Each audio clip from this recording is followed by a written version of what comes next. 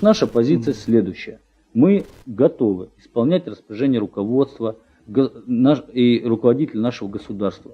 И понимаем, какое острое оружие это управление. Но мы понимаем и то, что во главе этого управления стоят люди, которые фактически, используя свое служебное положение, набивают себе деньгами, в общем, карман деньгами набивать. Поэтому мы не хотим воровать людей, исполнять заказные убийства и во всем в этом участвовать. Мало того, мы понимаем, что нас втягивают в какое-то преступное сообщество. Так вот, если бы стоило нам хоть что-то сделать, мы бы фактически стали бандитами. И мы не хотим становиться бандитами. Мы честные люди, понимаете? Честные люди. Я 9 лет или там сколько, 8, боролся с организованной преступностью не для того, чтобы бандитом стать. Эта запись была сделана в 1998 году ночью на одной из дач Подмосковья.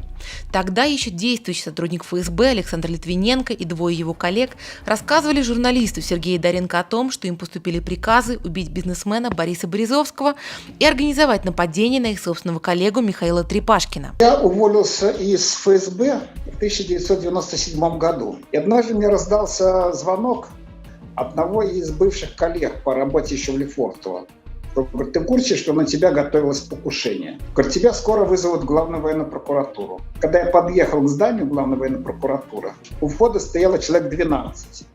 И первый среди них был как раз, как потом оказалось, Литвиненко Саша. Потому что он вышел, говорит, здравствуй, Миша, я твой киллер. Когда мне дали приказ убивать людей, я сказал, я этого делать не буду.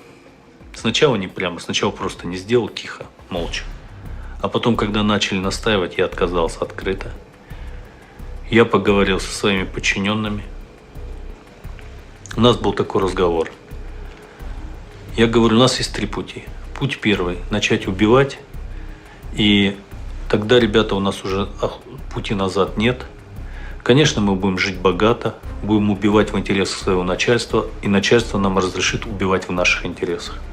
Мы будем иметь большие деньги. Путь второй – это просто этого не сделать, и, может быть, нас раскидают по подразделениям. Молча. И путь третий – открыто выступить.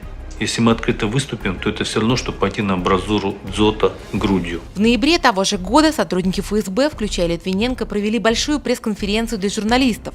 Там они впервые публично обвинили руководство ФСБ в том, что те отдают приказы на убийство.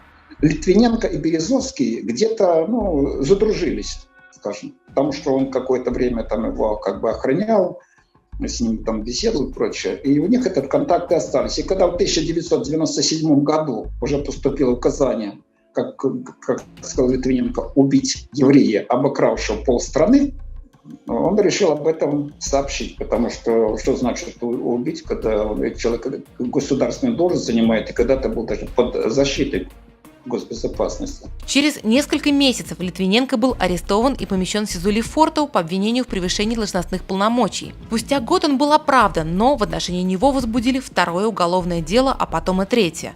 На основании вызванного руководством статьями 300, 303, 309, 310, 316, 317 Уголовного процессуального кодекса Российской Федерации военный суд приговорил Литвиненко Александра Вальтеровича к предъявленному обвинению в совершении преступления оправдать. Внимание! Федеральная служба безопасности. Прошу всех сохранять спокойствие. Вы задержаны. Все. В итоге в 2000 году ему удалось бежать с семьей в Лондон. Там, спустя 6 лет, он был отправлен полонием-210. Прошло 15 лет, но мы продолжаем об этом говорить. И это очень важно. И то, что произошло в Лондоне, я благодарна тому, что прошли публичные слушания в 2015 году. В 2016 году мы получили решение этих публичных слушаний, в которых было очень серьезно сказано, что ответственность за это преступление несет российское государство, что это не могло пройти без ведома Владимира Путина и директора ФСБ на тот момент Николая Патрушева. Я думаю, что это уже было достаточно серьезным достижением, потому что никогда до этого ни один официальный орган не позволял себе даже намекнуть на то, что Путин может быть замешан, может быть участником преступления. Британской полиции удалось довольно быстро установить виновных в отравлении по радиоактивным следам. Во время публичных слушаний в Лондоне судья Роберт Оуэн установил, что Полоний добавил в чай Литвиненко бывший сотрудник ФСБ Андрей Луговой и бывший сотрудник ГРУ Дмитрий Ковтун. Часть судебных слушаний прошла в закрытом порядке из засекреченных документов в деле. Все доказательства по убийству, по использованию полония, о том, что это совершили два русских агента Ковтун-Луговой, то, что они приехали, практически известно, не по собственной воле, а по заданию, это все в открытой части. И здесь нет никаких вопросов по поводу того, кто убил и чем убил. И давайте говорить о том, что использование радиоактивного полония – это не рядовое явление. Мое предположение, что это взаимоотношения спецслужб. Наверняка они делились информацией. Возможно, это американские спецслужбы. Возможно, это существует какой-то источник в России. И если это становится опубликованным, значит, ты просто-напросто или сдаешь агентов, которые находятся в разных странах, поэтому это перестало возможным быть использованным публично. Все. Между тем, судья не смог установить, что стало главным мотивом для убийства. В Лондоне Литвиненко активно сотрудничал с западными спецслужбами и открыто критиковал Владимира Путина. А Литвиненко, оказавшись за границей, он начал снова поднимать многие такие вопросы, тем более у него как бы на глазах это все совершалось. И об этом говорит, что, по мнению многих, порочила систему государственной безопасности, хотя прежде всего это порочило отдельных лиц, а не систему государственной безопасности. Ну и чисто такой сработал дальше бандитский инстинкт, все типа того, что из нашей среды вышел, и ты начинаешь там, значит, ты подлежишь уничтожению. Ну, так как было много версий, то это может быть и по совокупности. Но так как я вижу это все, и появление Лугового, и появление Ковтуна, оно все совпало с активной частью расследования организованной преступности в Испании. Я считаю, то, чем начал заниматься Саша в Испании, оно просто стало катализатором его устранения. Речь идет о подготовке операции по задержанию русской мафии в Испании, которая отмывала деньги на покупки недвижимости. В 2008 году во время операции «Тройка» там был задержан бизнесмен Геннадий Петров, которого испанские правоохранители считали лидером Тамбовской ОПГ и другом Владимира Путина. С самого начала, как только мы оказались в Англии, естественно, Саша был всегда интересен для журналистов, он давал очень много интервью, что говорит о том, что он не был никогда агентом ни той, ни другой спецслужбы, потому что агенты, они ведут себя тихо, они не стараются быть очень публичными. Он сразу же сделал такое заявление, что если меня убьют, а это очень высокая вероятность, потому что это банда, он назвал кремлевскую группировку бандой одним из первых, и одна из книг его называется «Лубянская преступная группировка». Он сказал, что меня убьют из-за денег, потому что я вскрою форму зарабатывания денег этой системы. И то, что Испания стала просто детской площадкой, или так как говорят, playground для российской власти, для преступников, которые находятся в Испании, это, по-моему, уже не является секретом. И Саша участвовал как раз в разработке связи между преступниками и российской элитой, российскими чиновниками. И он должен был поехать в Испанию для отдачи показаний как раз в начале ноября. Опять, стало ли это тем, что его пытались отравить как раз в конце октября и в начале ноября? Я считаю, что это очень весомая версия. По версии российских следователей, Литвиненко был убит по заказу Березовского. Луговой же не только не был выдан по запросам Великобритании, но с 2007 года получил депутатское кресло в Госдуме по спискам от ЛДПР. Путин приказал ФСБ разобраться с перебежчиком, ФСБ приказало Лугового убить Литвиненко. Вот такой мотив. Не буду это комментировать. Сейчас получается, что если нет активности со стороны государства, то существует активность со стороны людей.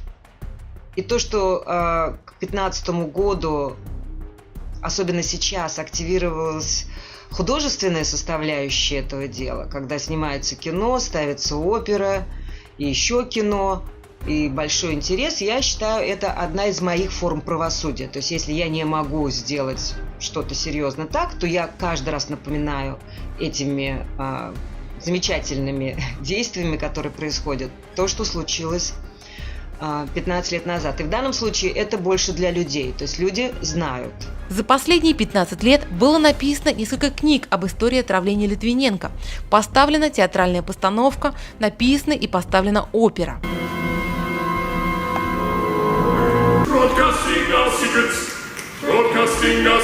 Театральная постановка уже прошла. Это было в 2019 году, как раз буквально накануне ковида, если так вспоминать. Это был очень успешный проект. Наверное, театр The Old Vic взял на себя риск, потому что никто не знает, насколько это станет интересно аудитории. Они взяли за основу книгу Люка Хардинга «Very Expensive Poisoning», очень дорогое отравление. Автором пьесы была замечательная драматург, молодая, одна из самых популярных, Люси Пробл. И она сумела трансформировать эту книгу в пьесу на сцене просто удивительно. Я считаю, что эта пьеса все-таки должна жить, потому что это не только о Саше, о нас, об отравлении, это о России, о том, что произошло с Россией. И когда на сцену выходят куклы из НТВ, я думаю, что это потрясающее вообще было зрелище. То есть то, как люди здесь понимают то, что происходило и происходит в России. А недавно был снят документальный сериал «Расследование», который выйдет на экраны Великобритании в ближайшее время. Съемки художественного сериала про Литвиненко анонсировала и компания HBO. Следующий проект, который не стал для меня неожиданностью, но он почему-то неожиданно прозвучал совсем недавно, это с участием Бенедикта Камбербэтч в роли моего мужа. Конечно, я понимаю, что это возбудило всех, потому что актер необыкновенно популярен, любим везде. И это действительно не только английский актер, но и голливудская звезда. Я знаю об этом проекте еще 1,5 года назад. Режиссер, который собирается снимать этот фильм, объяснял мне, что ляжет в основу, какая книга, какой сценарий. Убивая Сашу, они не думали, что его голос, его имя будут звучать все эти 15 лет, и по истечении 15 лет даже еще громче.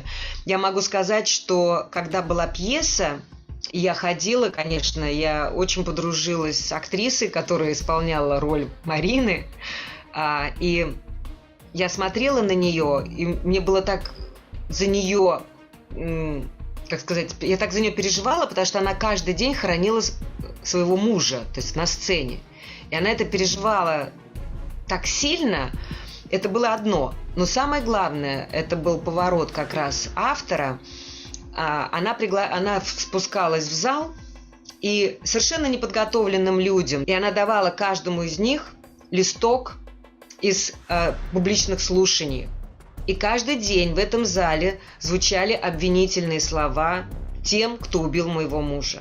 Каждый день в пьесе звучало, что мой муж был убит Луговым и Ковтуном, что за этим стоит российское государство, что это произошло явно с сознания Путина и Патрушева. Каждый день. Вот, наверное, ради этого и стоило все это делать.